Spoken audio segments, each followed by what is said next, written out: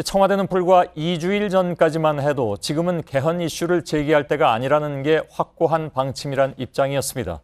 김재원 정무수석이 기자들의 질문에 대응한 것이었습니다. 다른 관계자들도 개헌에 관해서는 달라진 것이 없다면서 개헌 논의에 부정적이었던 대통령의 입장을 거듭 상기시켰습니다. 이 때문에 박 대통령이 나서서 개헌 필요성을 제기하는 오늘의 상황은 다소 좀 갑작스럽죠. 게다가 청와대는 앞으로 대통령이 개헌 논의를 주도할 것이란 입장까지 내놨습니다. 청와대 취재기자를 연결하겠습니다. 조민진 기자, 말씀드린 대로 최근까지도 청와대는 공식적으로 개헌 논의에 대해서 선을 그어왔습니다. 더구나 대통령이 나서서 개헌을 주도할 가능성은 없다는 것이 청와대 내부 관측이 아니었던가요? 네, 정무수석이나 대변인이 공식적으로 개헌 논의에 선을 그었던 것은 부인할 수 없는 사실입니다.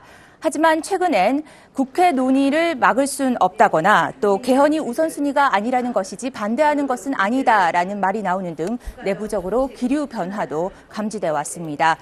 다만 국정과제나 법안 처리 등 청와대가 거론하는 현안들이 여전히 많은 상황에서 대통령이 직접 개헌을 화두로 제시하며 주도할 리는 없다는 게 청와대 내부 중론이었다는 점에서 오늘 대통령의 발언은 상당히 이례적으로 받아들여지고 있습니다. 그런데 오늘 김재원 정무수석 말에 따르면 앞으로 대통령이 개헌 논의를 주도하겠다는 것인데 정반대 입장으로 바뀐 상황입니다. 그동안에 개헌 준비를 해온 상황에 대해서도 이례적으로 상세히 밝혔더군요. 네, 대통령 연설 이후에 김재원 정무수석이 추가 브리핑에 나섰습니다. 개헌안 논의가 지지부진하거나 정치적 이해관계 때문에 진척되지 못할 경우 대통령이 의지를 밝힘으로써 개헌 진행에 박차를 가할 수도 있다고 설명하면서 대통령이 개헌 논의를 주도할 것이라는 입장을 분명히 했습니다. 그러나 야당은 물론 여당 내부에서도 대통령 주도에 대해서 반대하는 목소리가 나와서 앞으로 논의 과정에서 논란이 예상됩니다. 김 수석은 또 지난 추석 연휴 기간 대통령에게 개헌 관련 최종 보고서를 올렸고 연휴 마지막 무렵에 대통령이 개헌 준비를 지시했다고도 말했습니다. 사실 추석 연휴라면 9월의 일인데 아까 말씀드린 대로 2주 전만 해도 아니라고 얘기했었단 말이죠. 분명한 건 오늘 대통령 연설을 기점으로 청와대가 대통령이 오래전부터 개헌을 준비해왔다 이런 점을 강조하기 시작한 거라고 볼 수가 있을 것 같습니다. 지금 대통령 측근 의혹이라든가 여러 가지 의혹들이 난무하는 상황에서 이른바 이제 이런 의혹 덮기용 아니냐, 정략적 접근이다 이런 비판을 의식한 것으로도 느껴지는군요.